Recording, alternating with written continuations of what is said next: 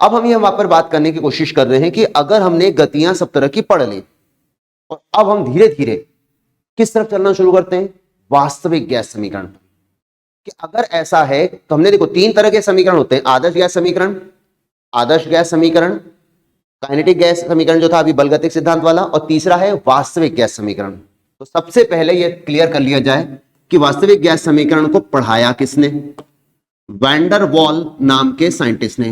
Van der वाल real gas equation कहते हैं इसे, वैन डर वाल का वास्तविक गैस समीकरण। वैन डर वाल का कहना था कि जो हमने आदर्श गैस समीकरण पढ़ा है उसे कुछ इस तरह लिखने की आवश्यकता है, P plus P dash V minus V dash is equal to nRT। लेकिन सवाल आता है हम ऐसा क्यों करें।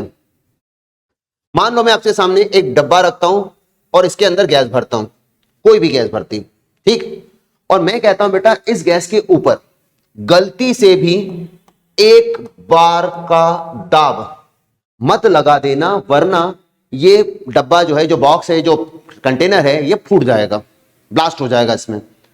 आपने अपनी तरफ से सिर्फ 0.9 बार का दाब इस पर लगाया, लेकिन फिर भी धमाका हो गया, फूट गया, तो ब्लास्ट हो गया इसमें। अब आपको लगेगा कि मैंने आपको जो आंकड़ा बताया वो गलत बताया। नहीं, हमारी यही तो गलती है, हमारी मतलब आदर्श गैस समीकरण वालों की, सबकी। उन्हें जब बस बाहर से लगाएगा दाब ही दाब दिखाई देता है, उनको लगता है जो है हम है, हमारे अलावा दुनिया ही कुछ नहीं है। नहीं भाई, हम भूल रहे हैं कि 0.9 का दाब आपने लगाया, 0.1 का दाब गैस के अणुओं ने अंदर से लगाया, उनकी भी तो कुछ औकात है, वो नगण्य थोड़ी है। तो अगर गैस के अणु नगण्य नहीं है तो कुछ तो दाब वो भी लगाएंगे। तो अगर अंदर से 0.1 का दाब लगा, बाहर से 0.9 आपने लगाया, तो हो तो गया 1, हो ही जाएगा धमाका। जैसे बलून का मैंने एग्जांपल दिया था, गुब्बारे का, कि उसको हाथ से दबाते हैं तो अपने हाथों से लगाया दाब ही सब कुछ नहीं होता, गैस के अणु अंदर बैठे हैं, वो अंदर से हिट करते हैं तो फूट सकता है। बलून तो चलो, गुब्बारा तो चलो रबर की शेल का होता है, सॉफ्ट होता है भैया। बड़े बड़े एलपीजी सिलेंडर रसोई गैस वाले, उनमें धमाके हो जाते हैं।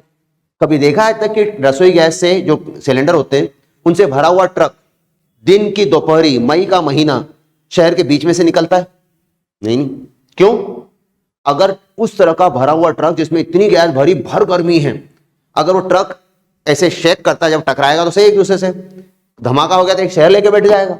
तो इस तरह से नहीं होता। आपको समझना होगा कि गैस में गतिज ऊर्जा बढ़ती है तापमान के साथ। ये तो बिना तापमान बढ़ाए किया मैंने, अगर तापमान बढ़ेगा तो हो सकता है 0.9 भी सहन ना कर पाए।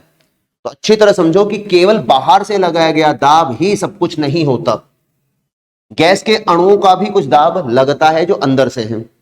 इसीलिए पात्र का जो आयतन है वही सब कुछ नहीं है। अगर मान लो आपका पात्र इतना बड़ा है, इतना बड़ा है, तो हम उसमें द्रव या जो गैस भरते हैं वो इतनी ही भरते हैं। ध्यान से देखो, इतनी ही भरते हैं, यहीं तक।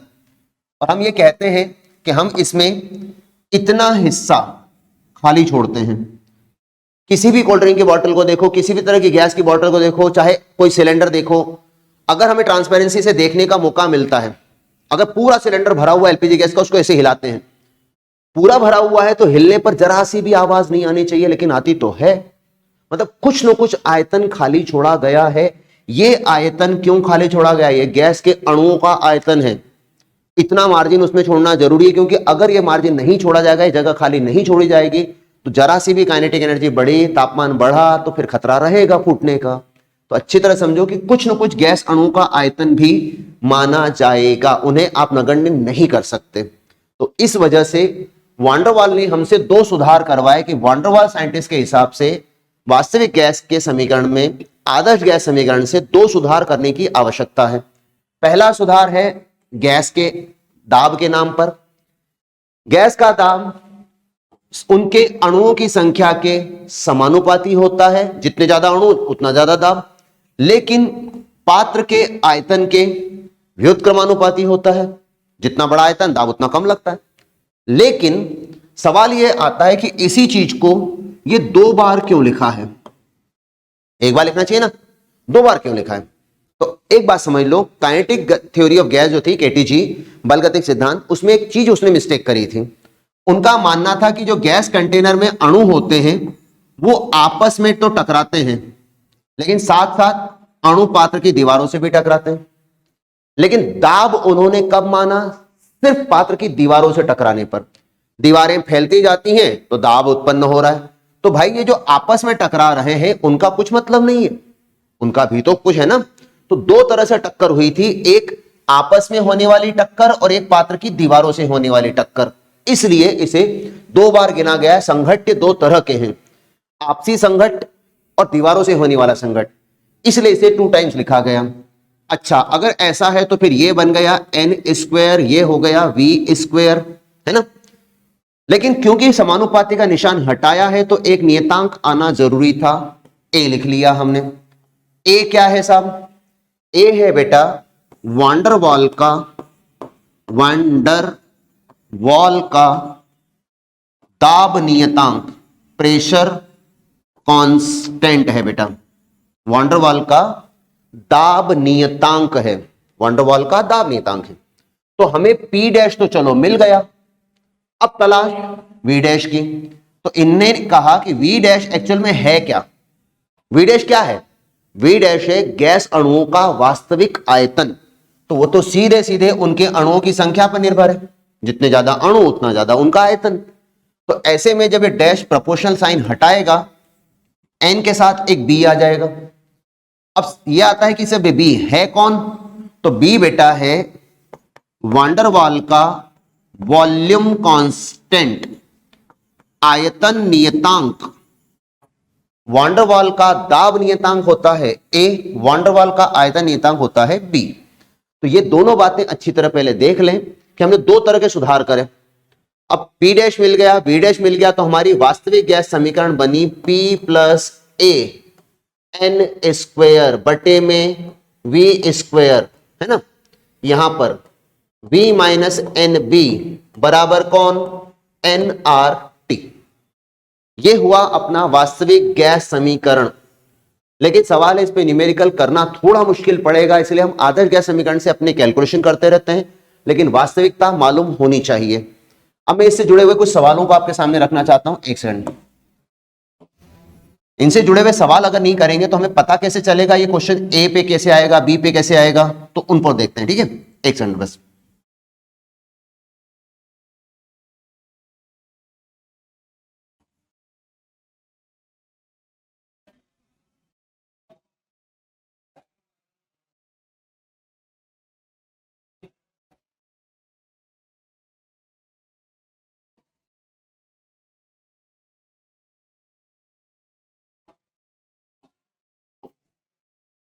देखो, मैं ये कह रहा था कि अगर मैंने इसमें कुछ क्वेश्चन करवाने हैं या इन पे कोई सवाल पूछना है तो सबसे पहले सवाल पूछता हूं ए को लेकर। ए कौन है? वांडरवॉल गैस का, वांडरवॉल का वास्तविक गैस का नियतांक तो है, लेकिन दाब का। इस ए का मान सबसे ज्यादा निर्भर करेगा आकर्षण बलों पर। जितने ज्यादा आकर्षण बल होंगे उतना ज्यादा ए का मान बढ़ेगा। तो आकर्षण बलों पर निर्भर करता है ए का मान, एक। दूसरा ये निर्भर करेगा अणुभार पर। जितना ज्यादा गैस का अणुभार, ए का मान उतना बढ़ेगा। अगर मैं बात समझ नहीं आई तो एक मिनट देखो। अगर मैंने 4 ऑप्शन दिए ए बी सी और डी, ठीक है। अगर 4 गैसेस दी, मैंने कहा पहली गैस का नाम है हाइड्रोजन गैस, दूसरे का नाम है O2, तीसरे का नाम है Cl2, चौथे का नाम है अगर N2, इस टाइप से। 4 गैसेस दी और चारों की चारों ऐसी जिनमें वांडरवॉल के अलावा कोई बल ही ना लगे, तो ऐसे में आपने आकर्षण बल का ख्याल नहीं लाना दिमाग में। फिर क्या सोचें? हमने सोचना है अणुभार किसका ज्यादा है। तो H2 का अणुभार कितना बेटा? 2 ग्राम। ऑक्सीजन का कितना बेटा? 32। Cl2 का कितना? 71। और नाइट्रोजन का कितना? 28। तो जब आपको आकर्षण बलों पर फैसला करते ना बने तो आपने अणुभार से फैसला करना है कि Cl2 का ऊपर रखेंगे। लेकिन यही सवाल दूसरी तरह से पूछ लेता हूं, ए बी सी और डी इस तरह से दिया, यहां दे दिया मैंने CO2, यहां दे दिया मैंने N2, Cl2, NH3। अब क्या करूं? तो जब मुझे देख रहा है कि मेरे पास यहां पर अमोनिया है, अमोनिया वो जिसमें हाइड्रोजन बंद है, CO2 में वांडरवॉल बंद है, N2 Cl2 में भी। तो जब मुझे आकर्षण बल दिखाई दे रहे हैं तो मैं सोचूंगा सबसे ज्यादा प्रभावी अपना डाइपोल, क्योंकि डाइपोल से आयनिक कैरेक्टर आ जाता है, द्विध्रुवा गुण, फिर हाइड्रोजन बंद, फिर अपना वांडरवॉल, ऐसे कई तरह के आकर्षण बल हैं। तो भारी पड़ेगा अपना हाइड्रोजन बंध जो अमोनिया में पाया गया है बजाय वांडरवॉल के। तो मैं कहूंगा नहीं भाई, CO2 से ऊपर है मेरा ये। Cl2 का जो अणुभार अब मैं अभी नहीं देख रहा, क्यों? क्योंकि Cl2 का एक अणु है जिसका भार 71 है। अमोनिया ने हाइड्रोजन बंध बनाकर अपने साथ लाखों अणुओं को जोड़ लिया है। अब ऐसे हालात में इसका भार तो बहुत ऊपर निकल जाएगा। तो इसलिए कह रहा हूं कि पहला ध्यान देना आकर्षण बलों पर। अगर आपको आकर्षण बल समझ नहीं आ रहे या लग रहा है सब में एक जैसे हैं, तो फिर आप सोचोगे अणुभार के बारे में। लेकिन शर्त याद रखना, इसमें आयनिक बंध, सहसंयोजी बंध नहीं सोचना बेटा। बंध अणु का निर्माण करते हैं, बंध अणु का निर्माण करते हैं, आपस में अंतर आणविक बल पैदा नहीं कर रहे हैं। हम बलों की बात कर रहे हैं, आपने बंध पे नहीं जाना। लेकिन सवाल आता है कि फिर अगर ऐसा है तो जो वांडरवाल नियतांक B है, B कौन सा, ये वाला, तो आयतन नियतांक B का मान क्या इसी तरह से काम करेगा? नहीं, बिल्कुल नहीं। B का मान निर्भर करेगा उनके आयतन पर। अब आयतन या आकार को सोचो बेटा, आयतन या आकार को सोचो। कैसे? चलो सवाल पूछते हैं। A, B, C और D करके 4 ऑप्शन दे दिए।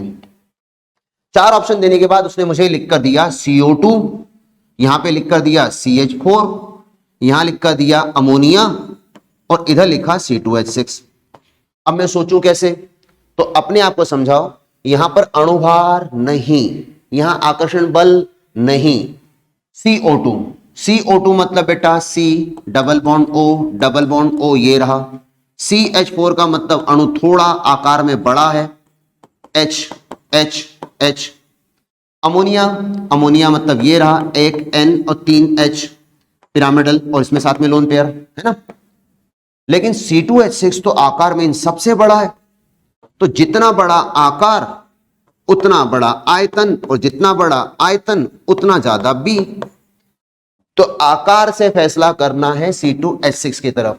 अणुभार निकालने की गलती यहां नहीं कर देना। तो अपने आप को समझाओ कि ये A कैसे काम करता है, B कैसे काम करता है। तो वांडरवाल के 2 नियतांक है A और B, तो उनका तरीका ढूंढो।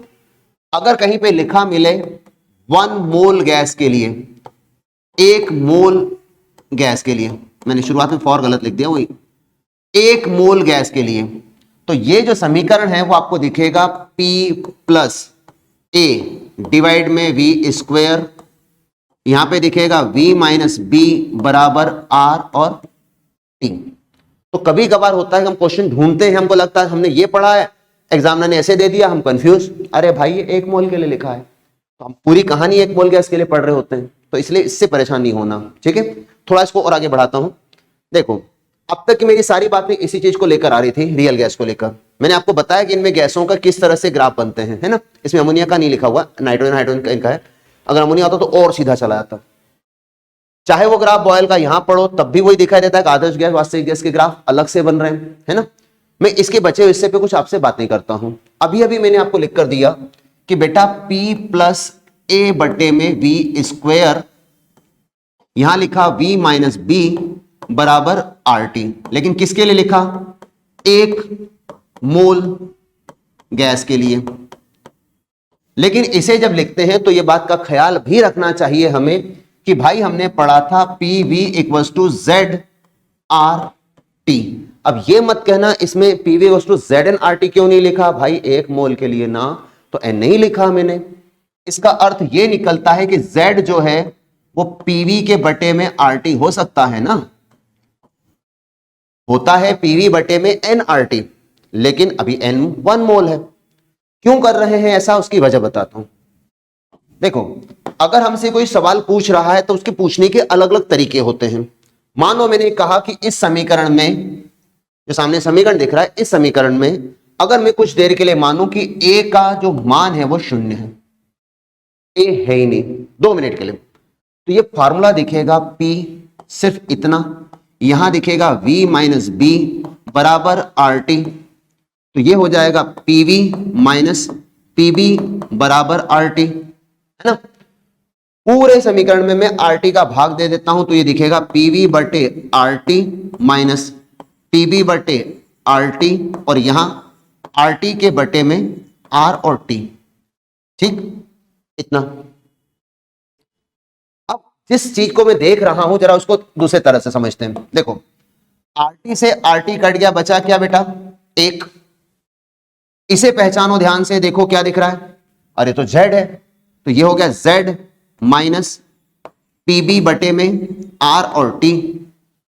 अब ये हिस्सा नेगेटिव है, उधर गया तो प्लस हो जाएगा, तो z का मान 1 प्लस पीबी बटे आर टी हुआ ना फिर तो अगर आपको याद हो मेरी बातें तो दोबारा सोचो इस बारे में। मैंने कहा था z बेटा ग्रेटर देन 1 भी होता है, z बेटा एक से बड़ा भी होता है, लेकिन z एक से बड़ा कब होगा? z एक से बड़ा तब होगा बेटा जब आकर्षण बल काम कम करे या ना करे, प्रतिकर्षण बल ज्यादा काम करे। आपने खुद ने तो उसको जीरो करवाया कि जब आपने आकर्षण बलों को नगण्य करना चाहा, है ना?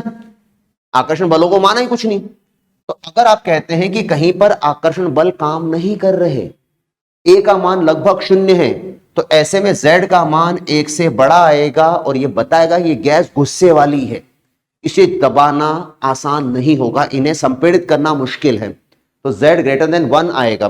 कितना 1 से ज्यादा आएगा? कितना आएगा? तो सर ये पीबी बाय आरटी ज्यादा आएगा। ठीक, तो अब ये बात अगर समझ आई तो इसको थोड़ा और आगे खींचते हैं। देखो मैं कह रहा हूं दोबारा उस कहानी को रिस्टार्ट करते हैं। हमने कहा था p प्लस ए के बटे में v का स्क्वायर, यहां लिखा था v माइनस बी बराबर आर टी, और इधर साइड में लिख के रखा था z बराबर पीवी बटे आर टी, और ये सारी कहानी एक मोल गैस के लिए लिखी थी हमने, है ना? अभी अभी हमने किसको जीरो किया था? ए को। मान लो आप कहते हैं सर अगर b का मान 0 हो जाए तो कर सकते हैं ना, तो चलो देखते हैं उसका असर क्या होता है। ये रह जाएगा a बटे वी स्क्वायर पी प्लस ए बटे वी स्क्वायर, ऐसा का ऐसा, यहां रह गया सिर्फ b और ये हो गया आर टी। देखो b खत्म हो गया। अब अगर मैं इस v का गुणा अंदर कर देता हूं तो ये दिखेगा pv प्लस इस v का गुणा यहां करूंगा तो ये बचेगा a के बटे में v और इधर हो जाएगा क्या? R T. फिर वही कहानी दोहराता हूं कि अगर मैंने pv के बटे में RT का भाग दिया प्लस A के बटे में RT का भाग दिया तो ये VRT, और यहां RT के बटे में लिखा RT, ऐसे कुछ। इससे क्या बेनिफिट हुआ? इससे बेनिफिट ये हुआ कि RT से RT कट गया तो क्या बच गया? 1। इसे पहचानो ध्यान से, ये कौन है? Z, वो लिखा Z PV बाय RT, तो Z प्लस A के बटे में VRT इज इक्वल टू 1, ये रहा 1। अब ये पूरा हिस्सा उधर गया तो z बराबर 1 माइनस a के बट्टे में वी आर टी। अब ये सिचुएशन क्या कहती है? ये सिचुएशन कहती है z का मान 1 से कम आएगा। 1 से कम आएगा, कितना कम आएगा? इतना। क्यों, ऐसा क्यों हो रहा है? क्योंकि ये गैस ज्यादा दबाई जा सकती है, मोर कंप्रेसेबल है। इन गैसेस को और ज्यादा संपीड़ित किया जा सकता है, मोर कंप्रेसेबल है ना, इन्हें और संपीड़ित किया जा सकता है। लेकिन अगर कोई, देखो 4 ऑप्शन होते हैं, या तो कह दे कि भाई गैस संपीड़ित ज्यादा हो रही है, उसके ऑप्शन दे दें। आकर्षण बल प्रभावी है, यहां पर आकर्षण बल प्रभावी है, ए है ना, तो आकर्षण बल प्रभावी है। तो ये कह रहा है कि अगर मैंने गैस को ज्यादा संपीड़ित करना चाहा, बताओ z का मान क्या? z बराबर 1, z 1 से कम, z 1 से ज्यादा, या कोई नहीं। एक तो वो तरीका, दूसरा तरीका 1 प्लस 1 माइनस और 1, तो कितना ज्यादा है कितना कम है इसका भी सवाल हो सकता है। तो इसलिए आपको थोड़ा इसको ज्यादा समझाया है कि अच्छी तरह हमारे दिमाग में बैठे कि A अगर जिंदा है, A का मान अगर काम कर रहा है मतलब आकर्षण बल प्रभावी है, A का मान काम नहीं कर रहा है मतलब प्रतिकर्षण बल प्रभावी है। ठीक, तो चलो इससे आगे बढ़ते हैं।